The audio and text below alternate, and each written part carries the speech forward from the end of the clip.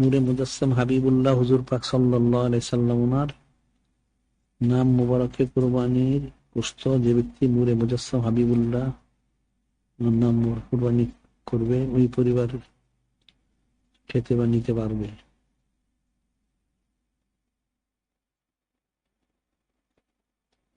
এখন নূরে মুজাসসাম হাবিবুল্লাহ হুজুর পাক সাল্লাল্লাহু আলাইহি সাল্লাম ওনার নাম মোবারক কুরবানি দিলে গোশত উনি নিবেন না। যে কোরবানি দেয় গোশত তো তারই থাকে, অন্য কেউ নিবে কেন? যারা দিল তারা খেতে পারবে না, তারা খেতে পারবে, কোনো অসুবিধা নেই, খেতে পারবে। এটা মানুষ মনে করে ওসিয়ত করছে, এটা ওসিয়ত করলে এখন দান করে দিতে হবে। আমরা বললাম এটা তো ওই ওসিয়ত না। ওসিয়তটা তো আমি গতকাল বলছি, ওসিয়তটা দুই প্রকার। একটা হলো শরীয়তগত, আর একটা হলো ওয়াদাগত।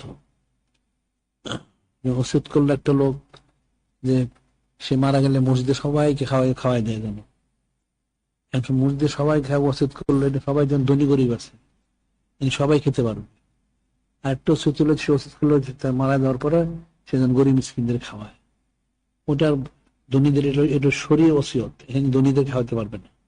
আর মসজিদে নিয়ত করলো তো ধনী গরিব সবাই খেতে পারবে, এটা ওয়াদা হইল। এটার শরী ওসিয়তের মানতার হইল না, ওয়াদা হইল। এখন নূরে মুজাসসাম হাবিবুল্লাহ হুজুর পাক সাল্লাল্লাহু ওনার যে বিষয়টা, উনি যে ওসিয়ত মোহর করেছেন, আসলে ওসিয়ত তো ওই ওসিয়ত না।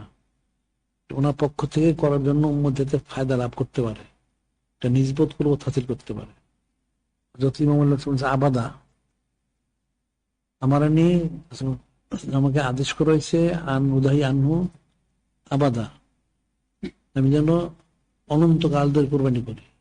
অনন্তকাল ধরে কোরবানি করবেন মানে উনি তো দিদার মোবারক গেছেন না, তাহলে উনি যারা ওনার ওয়ারিস আছে উনাকে বলছেন, এরকম ধারাবাহিক বলতে হবে। ওনাকে বলে যে কে জানি বললো যে হযরত আনাস রাহমাতুল্লাহ আলাইহি উনি কি করছেন কিনা, উনি যে করেন না তার দলিলটা কই? উনি যে করেন না তার দলিলটা দেখছে, উনি করছেন নি, সাহাবায়ে কেরাম করছেন, করেন না তার দলিল কই? এই যে 12 শরীফ উপলক্ষে সিদ্ধে ওনাতে বর্ণিত উনি 100টা উট কোরবানি করতেন। এখন সব বর্ণনা হয়তো আমাদের কাছে পৌঁছে নাই, কিছু বর্ণনা তো পড়ছে, তাহলে তো প্রমাণ হয়েই গেল। এখানে তাহলে আর কথা থাকে কেন?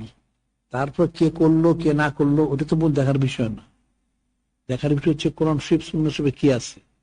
নূরে মুজাসসাম হাবিবুল্লাহ হুজুর পাক সাল্লাল্লাহু আলাইহি ওয়াসাল্লাম আদেশ মোবারক করেছে রোজা, এটা আমাদের পালন করে ফরজ। এখন কে করলো না করলো সেটা জানা, আমি কি করলাম এটা আমার দেখা দরকার। এই যে 10টা রাত্রি তো 9 রাত্রি শেষ প্রায় হয়ে গেল, কে কি করলো এটা দেখার ফিকিরের বিষয় তো। নিজেরটাই তাকে দেখা উচিত, তারপরে পরেরটা দেখা উচিত। মানুষ তো গুরুত্বই বুঝে না।